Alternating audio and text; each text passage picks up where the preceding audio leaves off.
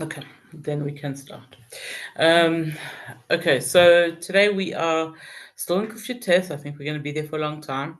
And we are in the letter zayin. So, as you know, zayin is the number seven. And it's written, probably the most well known saying that we know about number seven. It says, Kol shvi'in chavivin. All sevens are beloved. My daughter Hanela loves this pasuk, this saying, and she quotes it at any opportunity. You can guess why. And so so that's we know that seven is Moshe Rabbeinu, seven from Abraham. We know that David Hamelech, King David, was the seventh child of his family. It wasn't that the Rebbe was the seventh Chabad Rebbe. Um, the Rebbe once commented about this, and he said that you can only be number seven if there were six before. And so we have to take notice, even we have to give respect to the first six in order for to know why seven is great. And this fits in pretty much with the capital that we are, or the psukim that we're doing today, that the commentaries say zayin is a similar word or same letters of the word zan, which means to sustain. And there the commentaries say that if a person does everything that we've learnt in the Aleph, Beis, Gimel, Dalet, Hey, and Vav, in other words, we started off with having our simple faith, and then we started learning, and then we started keeping, and then we started giving tzedakah. And we do all the things that David HaMelech has been telling us in the Aleph, Beis, Gimel, Dalet, Hey, Vav.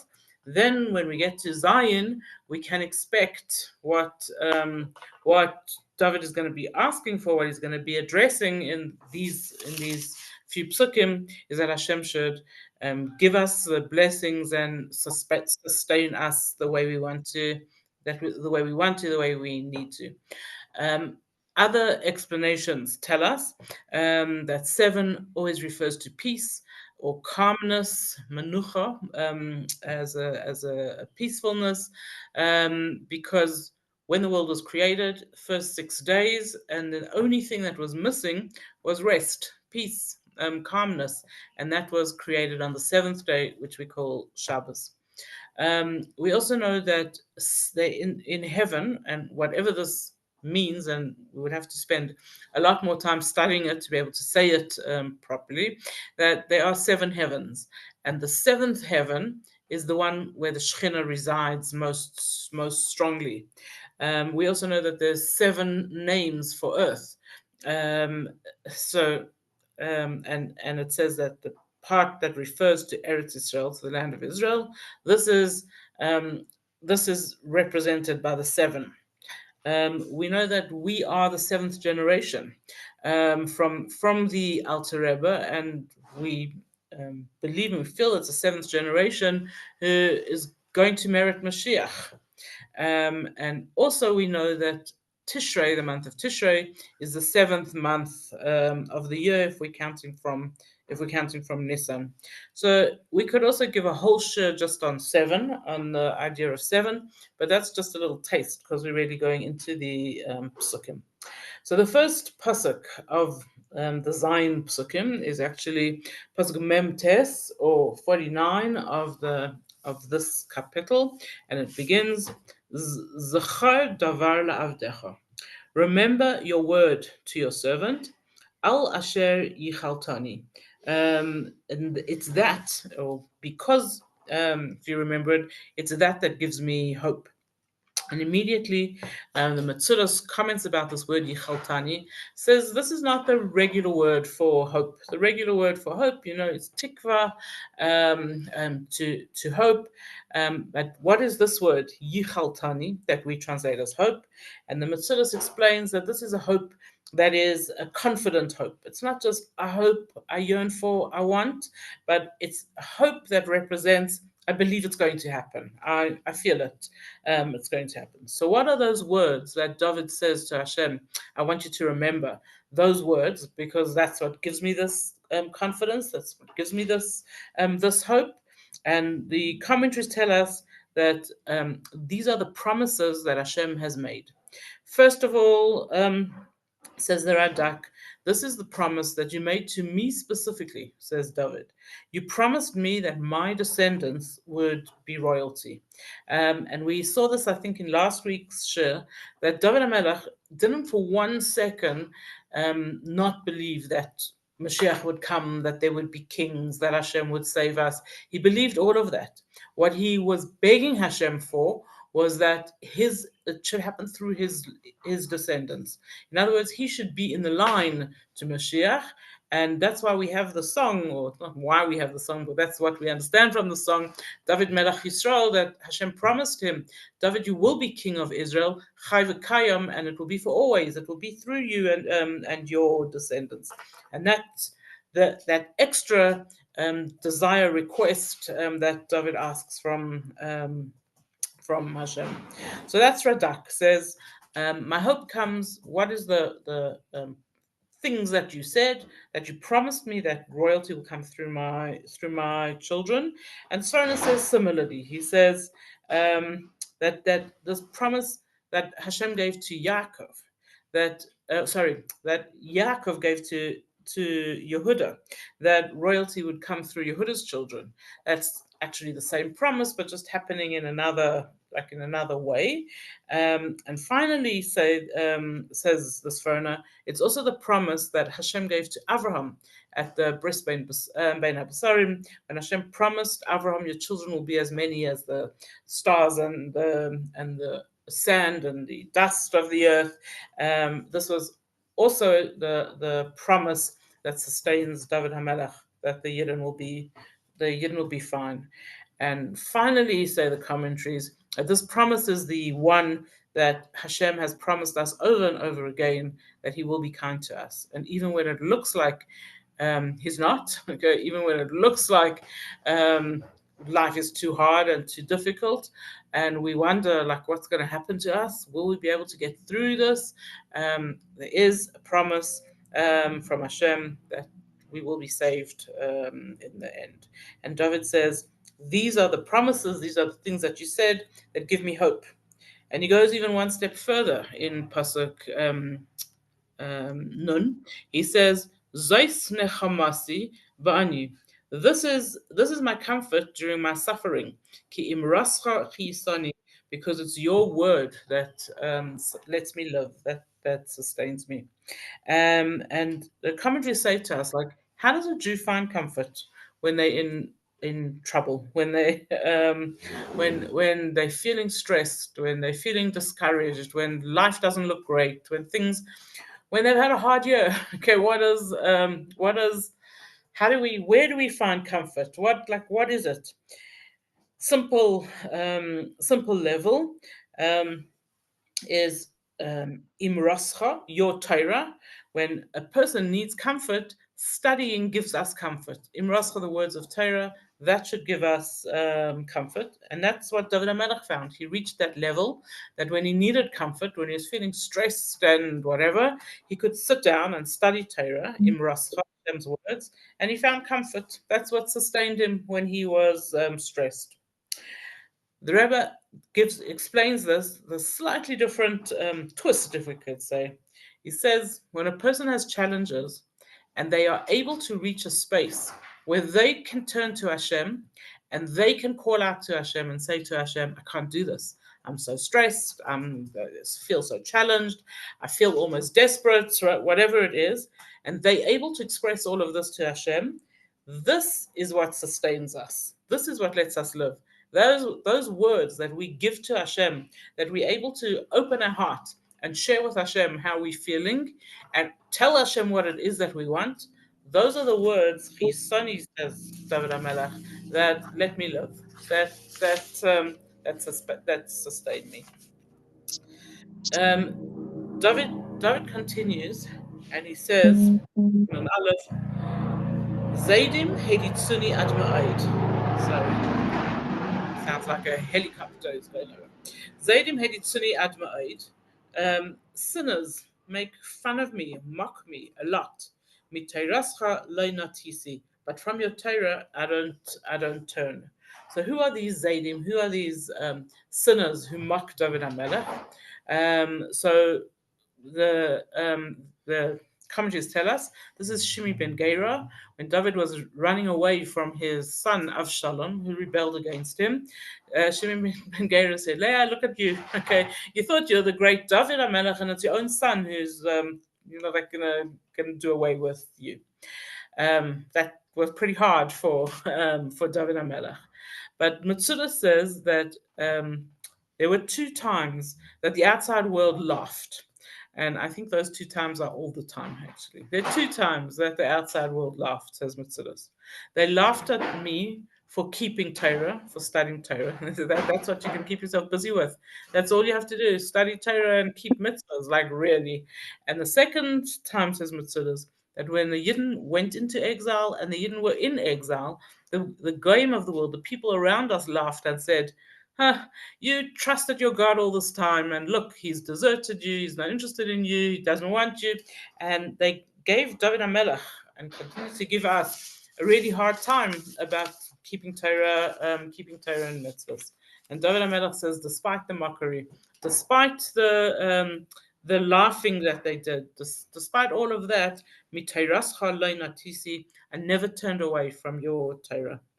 Pasuk Nun Beis says David, Zocharti mishpatecha, I remember your judgments, ma'olam, forever, Hashem, ve'es necham, and I am comforted. Sorry, did I leave? I leave out of Pasuk? No, I didn't. Sorry. So this is David HaMelech saying, I find comfort in what you did to the people of the of the world who laughed at me. He continues and he says, Zalafa achazasni merishaim.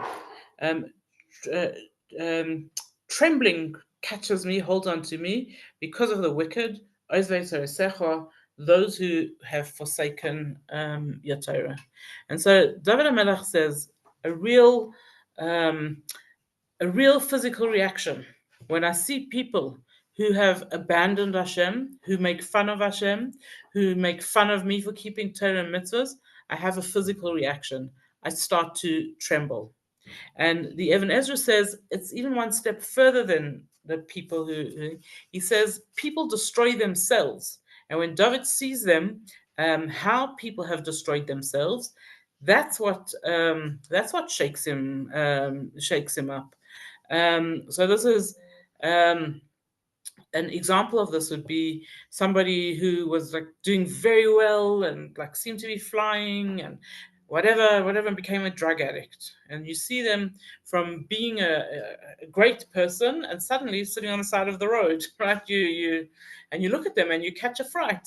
I know there's a young guy who was in my brother's class in school, and whenever I see him sitting on the side of the road and begging, I think to myself, like, how did this happen? Like, what happened? Okay, what made this boy leave everything he was, his matric, his chance for the future, and sit on the side of the road?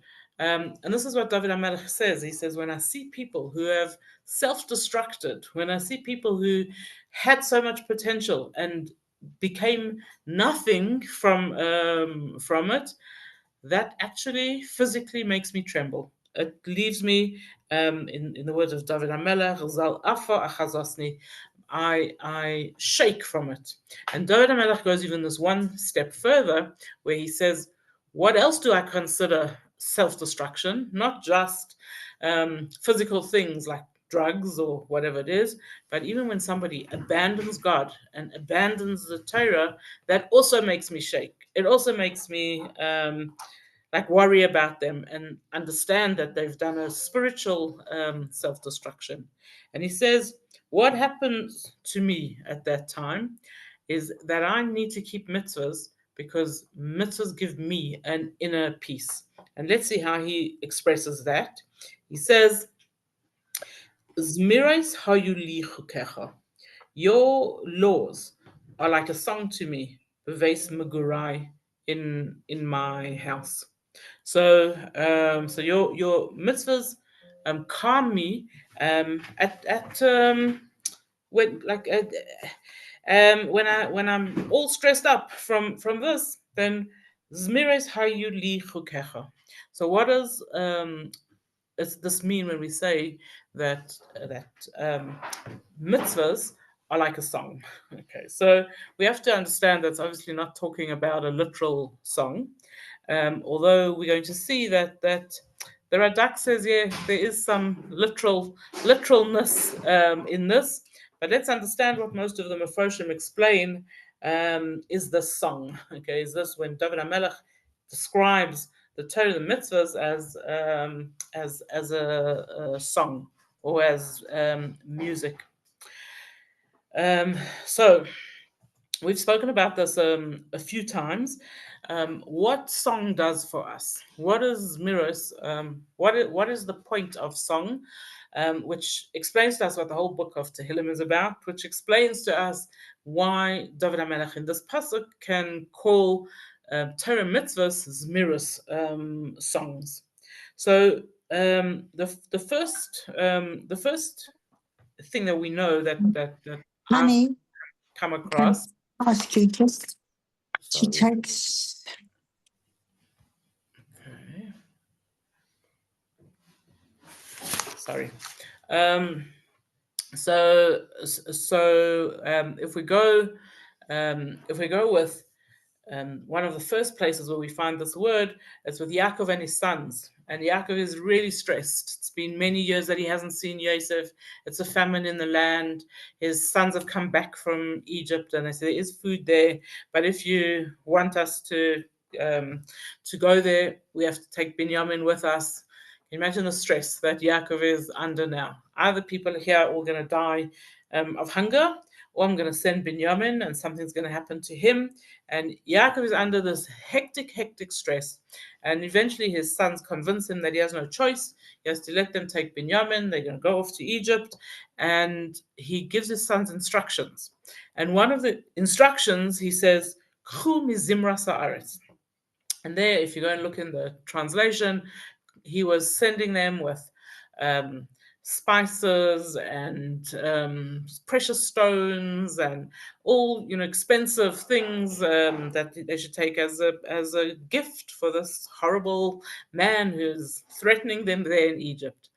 But Zimros Haaretz, okay, good things of the earth, is the same word as Zmiros, as songs. And the Mefarshim comment over there, Chum is Zimras Haaretz, take from the songs of the earth. In other words, go down to Egypt singing. And we've spoken about this before, but what did Yaakov mean and why did he say that? Because singing puts us into a mood. We can choose through whatever song we sing what mood we want to move into. And so you know that. So my family knows that about me. I love to sing. I can't sing so well, so try sing by myself mostly. But I'm happy, particularly in my car, belting out a song. Okay, it doesn't matter about the tune or whatever, and it puts me into a good mood. Or conversely, I can sing a sad song and it puts me into a sad mood. And we all know that. We know that there's times where we sing funny songs and we laugh. We know that there's times that we sing serious songs and we become more serious. We know that. So we know that like that's the way a chazan works, for example, that he knows what songs to sing with which tunes, and that moves us in our davening, makes us feel serious, makes us feel enthusiastic. I think we've all been watching clips of Israeli soldiers, and they're about to go into war, and they don't know what's going to happen to them, and they're going to enter Gaza, and they sing first. I find it so fascinating. Those little clips I watch over and over and over again of these young men or older, whatever, but mostly young men, and they're going into war and they sing songs. Okay, and it's not original because forever we call those songs that you sing before a sports game, we call them war cries, right? Why do people stand on the side of a sports game and shout, sing songs?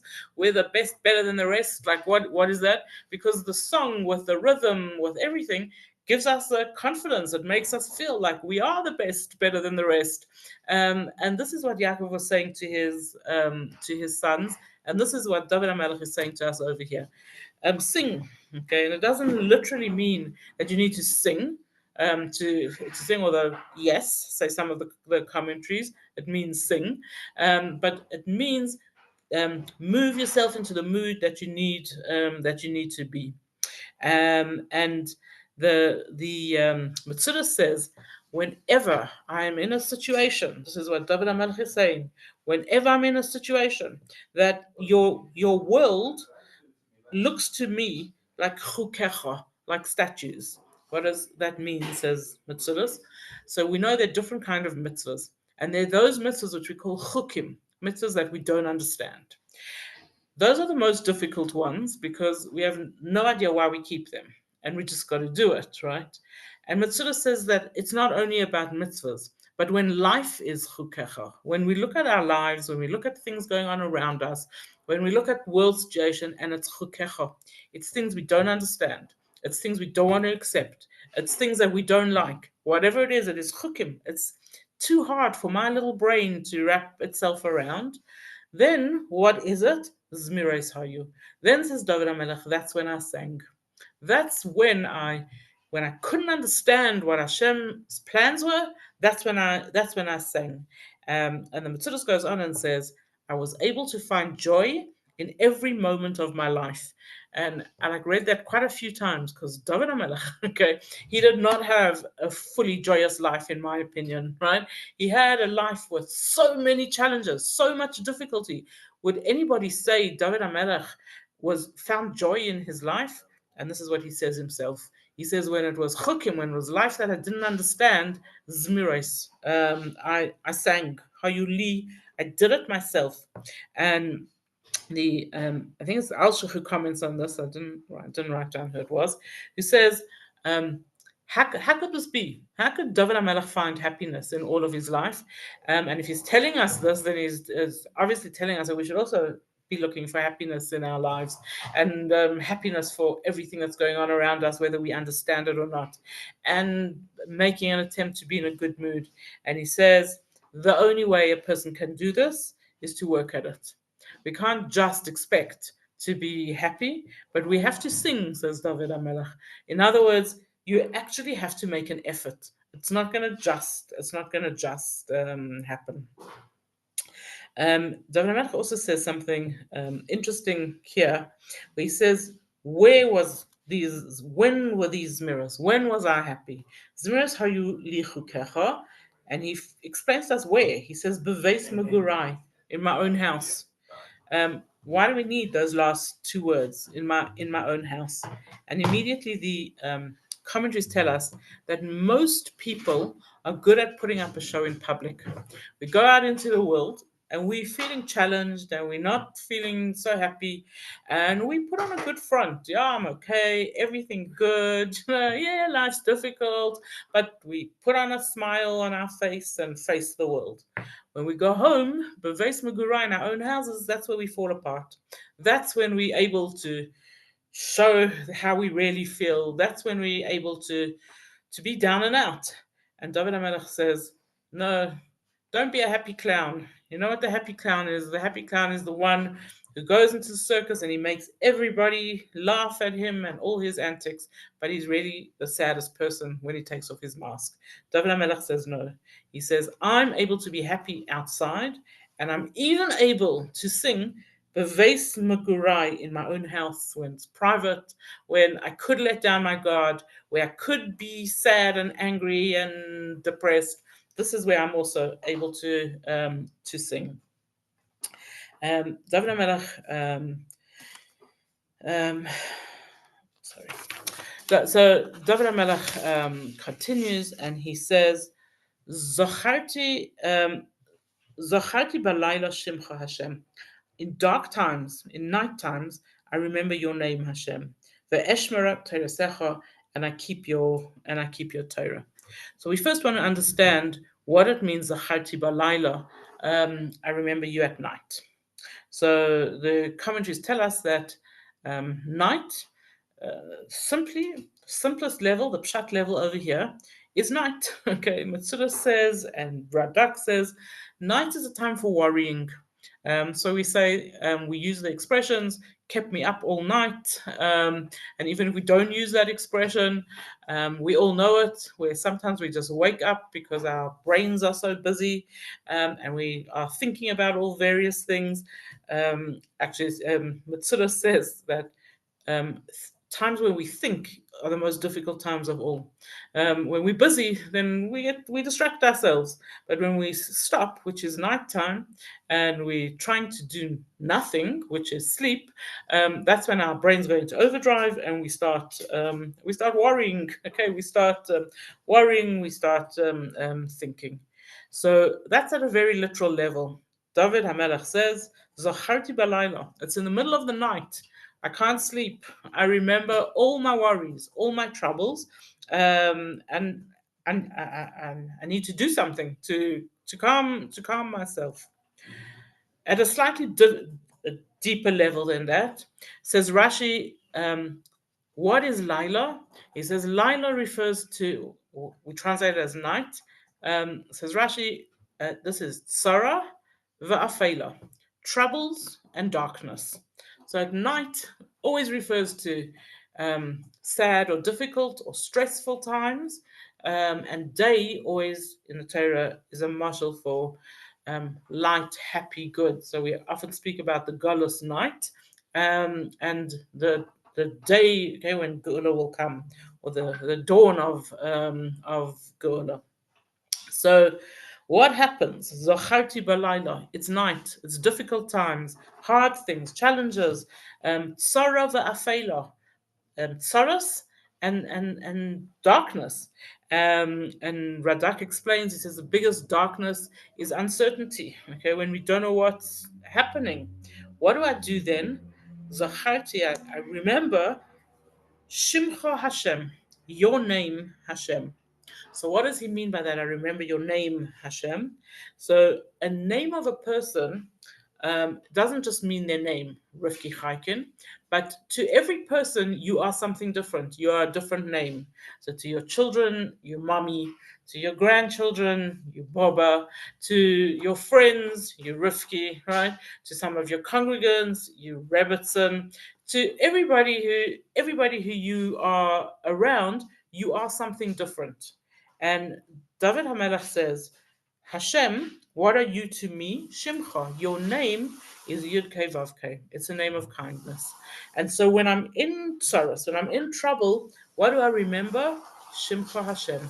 That your name is a name of kindness. You there with me. You always promising me that you're going to be kind to me. I have a relationship with you, Hashem, and that's what comforts me. That's what lets me get through my difficult time. Um, and and a little bit of a higher perspective of this. David says, when I'm in pain, when it's Laila for me, one of the things I remember, Zacharti, I remember that Hashem, you promised me that when the Jews are in trouble, in pain, in difficulty, you, Hashem, will be there with me. And so, Zacharti Balayla, I'm remembering now during my challenges, Shimcha Hashem, that you, Hashem, are also in pain. You're also in Galus. You're also there. And I'm remembering and feeling your pain, Hashem. And then what happens? Ve'eshmera Torasecha, I keep your Torah. Um, so the commentaries tell us, and I think something we could relate to, that in the most difficult times, there are two opposites that happen. In difficult times in history, we see that the most incredible Torah is spread, is written. A lot of the Sfarim we have, the Gemara, was all written under difficult circumstances. So that could be one reaction to pain and to difficulties. The more common reaction when there's pain and challenges is to say, no, Hashem, I'm not davening today. I'm not interested. Okay. You weren't nice to me. I'm not going to be nice to you. I'm so not in the mood of keeping Torah and mitzvahs right now. That's a normal reaction um, to pain, to challenges. And David HaMelech says, no, that's not going to help you. You're not going to feel better as a result of throwing up what Hashem wants from us. Says David, I figured out the way to cope with my pain. Eshmara Terasecha. I guard your Torah. And he finishes this group of psukim. Zeis Haisali. This this is for me. Ki fikudecha notzarti, because I have followed your laws. So what is this that helps David follow in his time of stress? So we could go back to the simplest, which is this knowledge that you're there with me.